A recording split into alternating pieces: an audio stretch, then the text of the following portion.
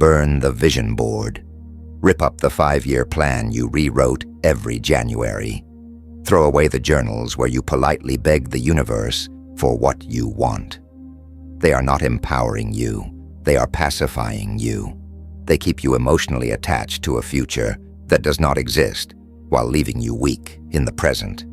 You were taught that success begins with a goal, a bright destination glowing on the horizon. But look carefully at your life. Has obsessing over that destination made you powerful, or has it made you anxious?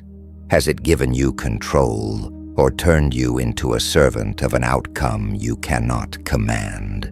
Machiavelli did not build his life on hope.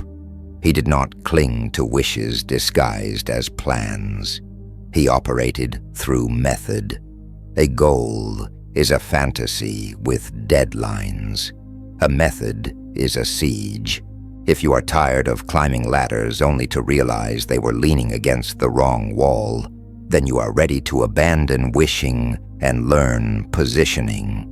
Most people live suspended in not yet promoted, not yet fit, not yet wealthy, not yet fulfilled. Their identity is postponed into the future, so in the present, they are hollow. One shift of fate, one unexpected crisis, and they collapse because their self-worth was invested in a result they had not secured.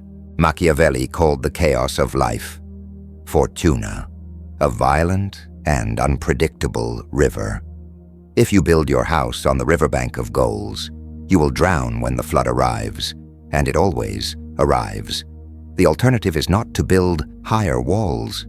It is to become the current itself. Replace fragile goals with strategic positioning. When you position correctly, you stop obsessing over success or failure. You advance, regardless. You become inevitable because you are no longer aiming at a single point. You are expanding your influence in every direction. Ask yourself why you set goals in the first place. Why write, "I want $1 million," or "I want to be happy"? Usually it is because you are dissatisfied now. The goal becomes a psychological painkiller, a fantasy that soothes the discomfort of who you currently are. Machiavelli despised that kind of self-deception.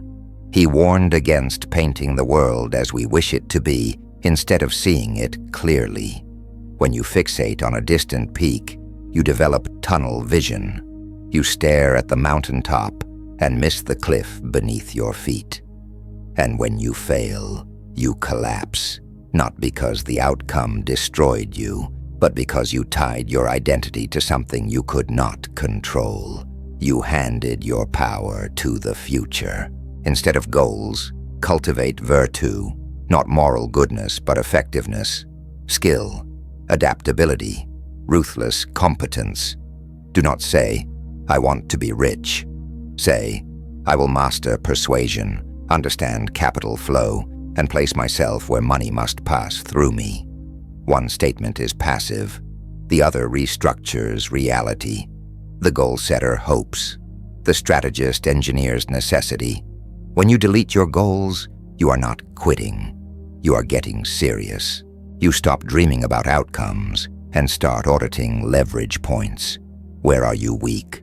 Where are you bleeding time and energy? What skills would make you dangerous? This is the shift from dreamer to architect. The dreamer looks at the sky. The architect inspects the foundation. Silence is part of the method. In a loud world, everyone announces their ambitions before taking action. "I'm launching a business." "I'm starting the gym." The brain releases dopamine for the announcement itself, tricking you into feeling accomplished before you have earned it. Hunger fades. Worse, you create resistance, doubt, envy, silent opposition. Machiavelli advised concealment until the blade is already in motion. Move quietly. Talking leaks power. Execution generates it. Build in the dark. Let results be the only noise you make. Replace external goals with internal agendas.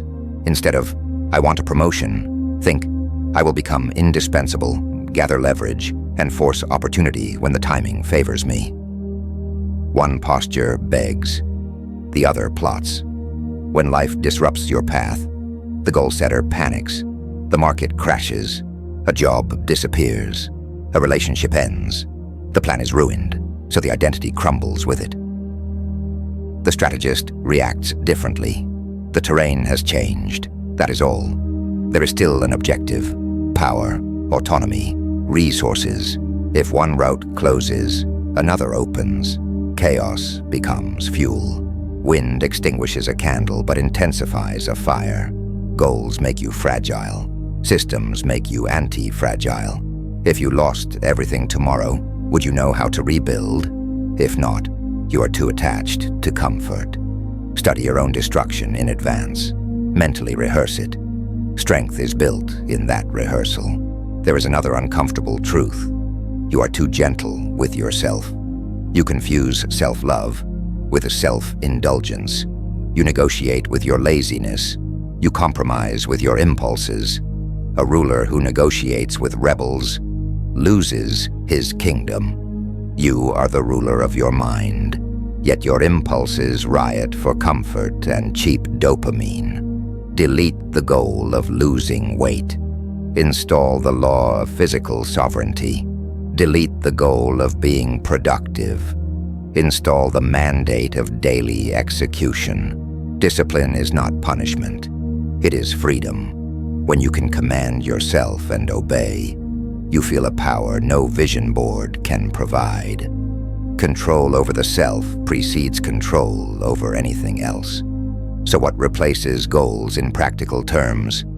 3 pillars: positioning, leverage, adaptability. Positioning means asking not, what do I want, but where must I stand? If you want wealth, stand where wealth circulates. Learn the language of that environment. Embed yourself in the flow. If you want strength, place yourself in resistance daily. Success is often less about intensity and more about location. Move to where the outcome is natural. Leverage means abandoning brute force. How can technology, alliances, or capital multiply your effort? Exponential thinking beats linear grind. Adaptability means reading the terrain constantly. When conditions shift, you shift. You do not cling to a broken map.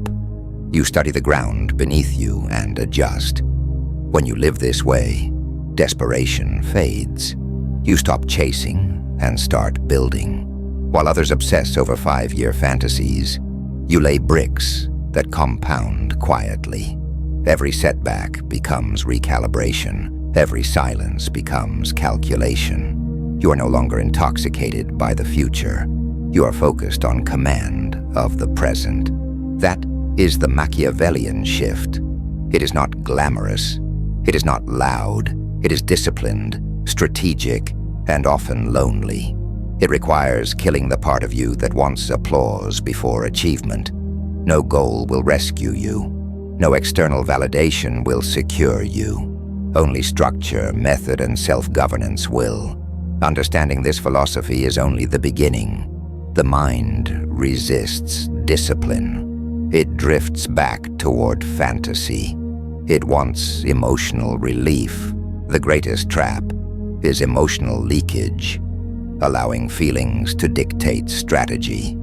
Mastery requires detachment, the ability to act without being hijacked by impulse or wounded pride. When you control your reactions, you control your direction. When you control your direction, outcomes become secondary. Delete the wish. Build the system. Govern yourself ruthlessly. And from that position, advance.